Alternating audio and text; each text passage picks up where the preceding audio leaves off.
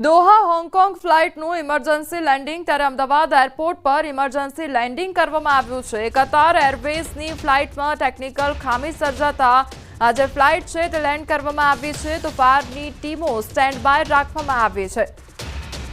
તો જે ફ્લાઇટ છે તેનું ઇમરજન્સી લેન્ડિંગ કરવામાં આવ્યું છે। સંવાદદાતા વિભુ અમારી સાથે જોડાઈ ગયા છે। વિભુ, દોહા હોંગકોંગ ફ્લાઇટનું જે લેન્ડિંગ છે તે ઇમરજન્સી લેન્ડિંગ કરવામાં આવ્યું છે, શું અપડેટ હાલ મળી રહ્યું છે?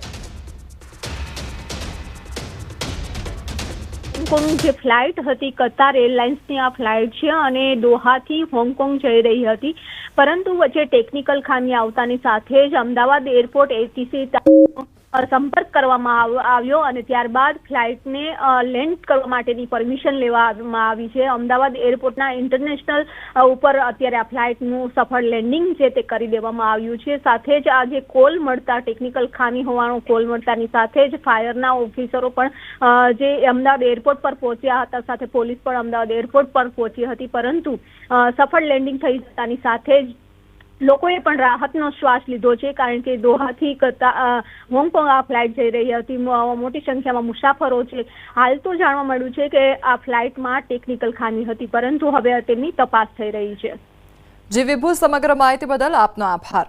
આવતા જ અમદાવાદના બજારો ધમધમી રહ્યા છે।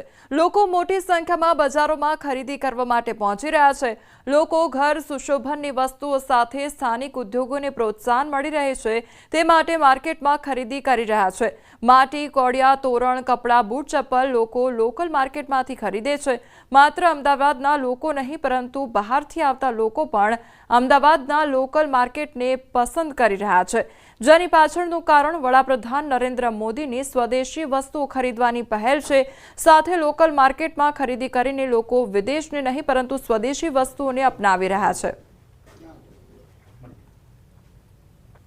તો દિવાળીનો તહેવાર આવી રહ્યો છે ને તે પહેલા અમદાવાદ શહેરના જે માર્કેટો છે તેમાં લોકોની ભીડ જોવા મળી રહી છે। તો લોકો લોકલ વસ્તુઓ પણ ખરીદી રહ્યા છે। જે તોરણ છે તેની પણ ખરીદી કરવામાં આવી રહી છે, સાથે સાથે દીવડા પણ લોકો ખરીદી રહ્યા છે।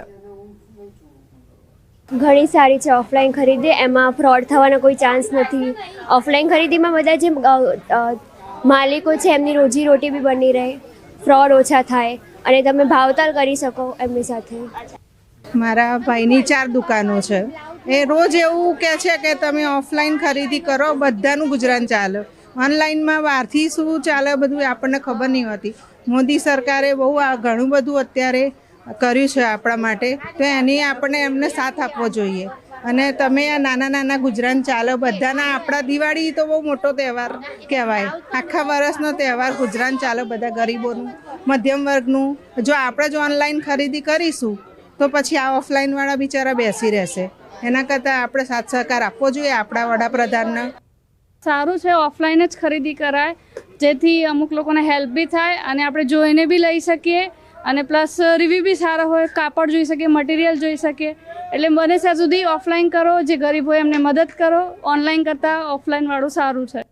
નોર્મલી હવે આજકાલના જમાનામાં મોલમાં શોપિંગ કરવાનું વધારે લોકોને ફાવે છે, એસી મોલ હોય, પણ ઇટ્સ અ ગુડ થિંગ કે આપણે આ લોકોને અહીંયા સપોર્ટ કરીએ છીએ ને એ લોકો બી એકદમ ગ્રાઉન્ડેડ ભાવથી વેચે છે। એ રીતે આપણે વડાપ્રધાનના કહેવાથી એટલીસ્ટ એ રીતે આપણે સપોર્ટ કરીએ છીએ। એમ તો પહેલાં જે હતું એના કરતાં 50%થી વધારે અમને ફાયદો આ વખતે થઈ રહ્યો છે, કેમ કે આપણા શ્રી નરેન્દ્રભાઈ મોદી સાહેબ જે આપણા પ્રધાનમંત્રી છે હાલ, એમણે જે સ્ટેટમેન્ટ આપ્યું છે કે સ્વદેશી વસ્તુ અપનાવો, એટલે કે આપણી પોતાની ભારતની જ વસ્તુ અપનાવો, એટલે ભારતમાં જ બને ને ભારતના લોકો જ ખરીદે ને એનાથી ઘણો બધો ફરક પડી રહ્યો છે અને ફાયદો પણ થઈ રહ્યો છે અમને પોતાને, કેમ કે કસ્ટમર અમારે પાસેથી વસ્તુ લઈને જાય છે, ઓનલાઈનની ને બહારની બધી વસ્તુનો થોડું ત્યાગ કરી રહ્યું છે, એના માટે ઘણો બધો ફાયદો થઈ ગયો છે। ગઈ વખતે જે વકરો હતો મારો જે ધંધો હતો એના કરતાં આ વખતે ધંધો અમારો વધી ગયો છે। ચારધામ યાત્રાએ ફરી એકવાર ગતિ પકડી છે। વરસાદ અને હિમવર્ષા છતાં યાત્રાળુઓનો ઉત્સાહ જળવાયેલો જોવા મળી રહ્યો છે। કેદારનાથ યાત્રાએ એક નવો રેકોર્ડ બનાવ્યો છે। આ વર્ષે અત્યાર સુધીમાં 1.69 મિલિયનથી વધુ શ્રદ્ધાળુઓએ બાબા કેદારનાથના દર્શન કર્યા છે। કેદારનાથ ધામના દરવાજા બંધ થવાને હજુ 10 દિવસ બાકી છે। ગયા વર્ષે સમગ્ર યાત્રા સમયગાળા દરમિયાન 15,52,076 શ્રદ્ધાળુઓએ કેદારનાથની મુલાકાત લીધી હતી। નોંધપાત્ર વાત એ છે કે વ્યાપક ઉદાસીનતા હોવા છતાં ભક્તોમાં ઉત્સાહનો માહોલ જોવા મળી રહ્યો છે। કે તહેવાર સ્ત્રીઓ માટે આભૂષણ ખૂબ જરૂરી બની જતા હોય છે. જો કે હાલ સોના અને ચાંદીના ભાવ આસમાને પહોંચતા સામાન્ય લોકો માટે દાગીના ખરીદવા એ સપના સમાન છે. ત્યારે સોનાના ઓપ્શન તરીકે ઇમિટેશન જ્વેલરીનો ટ્રેન્ડ વધી રહ્યો છે. ખાસ કરીને સોના જેવા દેખાતા ઇમિટેશન દાગીનાની માંગ ખૂબ વધી ગઈ છે. 25 રૂપિયાથી લઈને 1500 રૂપિયા સુધીના દાગીના બજારમાં ઉપલબ્ધ છે અને રાજકોટમાં ઇમિટેશન જ્વેલરીનું માર્કેટ ખૂબ વિશાળ બન્યું છે. સોના અને ચાંદીના ભાવમાં હાલ ભારે તેજી છે. તેથી સ્ત્રીઓ આભૂષણ માટે સસ્તા અને સુંદર વિકલ્પ ઇમિટેશન જ્વેલરી તરફ વળી રહ્યા છે. રેગ્યુલર હું એમની કસ્ટમર છું અને હું અહીંયાથી ઇયરિંગ્સ જેવી મંગલસૂત્ર જેવી વસ્તુ અહીંયાથી પરચેસ કરું છું અને એની વેરાયટીઓ બહુ સારી આવે છે જે મને ખૂબ વધારે ગમે છે. ઇયરિંગ્સ છે, બ્રેસલેટ છે, મંગલસૂત્ર છે, એવી લોટ્સ ઓફ વેરાયટી અહીંયા તમને જોવા મળે છે. અત્યારે વધતા જતા ભાવને કારણે અત્યારે બધા લોકો એવું જ વિચારે છે કે ઇમિટેશન પહેરીએ તો વધુ સારું રહે. ઇમિટેશન જ્વેલરીની અત્યારે એ ખરીદવું સેફ પણ છે અને રિઝનેબલ છે. મેં અત્યારે નેકલેસ જોયા, રિંગ જોઈ, બ્રેસલેટ જોયા, કંદોરા બી જોયા, એ બધું ઘણું બધું જોયું. એકદમ ગોલ્ડ જેવી સેમ ટુ સેમ ગોલ્ડને પાછું પાડી દે તેવી. અત્યારે હાલ ગોલ્ડના રેટ એક વર્ષમાં ઓલમોસ્ટ ડબલ થવા જઈ રહ્યા છે. તો એનો બેસ્ટ ઓપ્શન આજે કોમન મેન છે.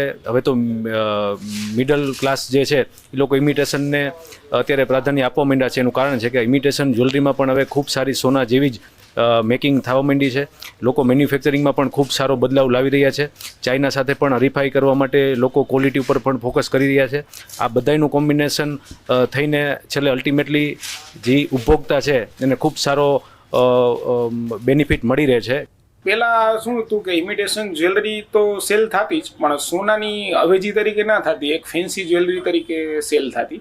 કે જેમ કે કોઈ કલરવાળી આઈટમ છે કે જે ફેન્સી આઈટમ જેને આપણે જોતા તમને ગોલ્ડનું ના લાગે, સોનાનું ના લાગે, એ રીતની ફેન્સી જ્વેલરી સેલ થતી. પણ હવે જે ગોલ્ડનો રેટ એટલો હાઈ થાય છે એના હિસાબે એક આખો નવો ટ્રેન્ડ ચાલુ થયો છે.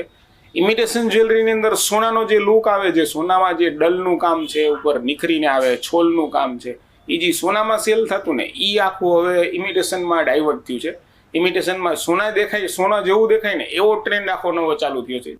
સોનું ખરીદવું જ્યારે સ્વપ્ન બની ગયું છે ત્યારે ઇમિટેશન છે તે એક ઓપ્શન બની ગયું છે. અત્યારે જે ટ્રેન્ડ એક જે છે જોવા મળી રહ્યો છે તે ઇમિટેશન જ્વેલરીનો જોવા મળી રહ્યો છે. ઇમિટેશન જ્વેલરી છે તે ભાવમાં પણ સોના કરતાં અનેક ગણી સસ્તી હોય છે. બીજી તરફ જે છે અવનવી ડિઝાઇન પણ મળી રહેતી હોય છે ને એટલા માટે જ મહિલાઓ છે તે અત્યારે જે છે એ સોનાની જે ઓપ્શનમાં અત્યારે ઇમિટેશન અને અલગ અલગ દાગીનાઓ ખરીદતા હોય છે. સોનું જ્યારે જે છે એ ખૂબ જ મોંઘું પડતું હોય છે, જ્યારે એમની સામે એટલા જ રૂપિયામાં જે છે સોનાના જે ઇમિટેશનના દાગીના છે તે અનેક જે છે એ ખરીદી શકાતા હોય છે. એટલા માટે જ મહિલાઓ છે તે અત્યારે ઇમિટેશન જ્વેલરીને પણ એક અલગ પ્રાધાન્ય આપી રહી છે. હાર્દિક જોશી, ન્યૂઝ 18 ગુજરાતી, રાજકોટ. મહિલાઓ શૃંગાર માટે ઇમિટેશન જ્વેલરી તરફ વળી રહી છે. તેની પાછળ મુખ્ય કારણ છે સોના ચાંદીના વધતા ભાવ.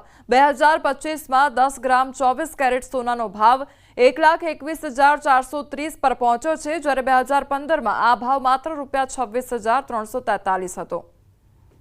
અત્યારે આપણે 2025ની દિવાળી ફેસ્ટિવલ છે.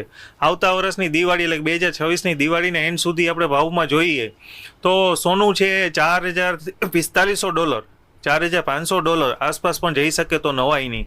એટલે કે આપણે INRમાં એને જે કન્વર્ટ કરી અને ઇન્ડિયન રૂપીસ પ્રમાણે ભાવમાં ગણતરી કરીએ તો જે MCXનો ભાવ આવતો હોય છે એ 1,50,000થી પણ વધારે સોનાનો ભાવ આવતા દિવાળી સુધીમાં જઈ શકે તો નવાઈ નહીં, એવું મારું ધારણા છે. છેલ્લા 1 વર્ષની ગણતરી કરીએ તો સોનામાં 55%થી વધુ રિટર્ન આપેલ છે. તેની સામે ચાંદીએ 68% ઉપર રિટર્ન આપ્યું છે. એટલે અત્યારે ચાંદી છે નવું સોનું બની જ ચૂકેલી છે. છતાં પણ આવતી દિવાળી સુધી આપણે ચાંદીમાં ગણતરી કરીએ તો 2.5 થી 2.5 લાખ રૂપિયા ચાંદીનો ભાવ હોય એવું મારું અંદાજ છે.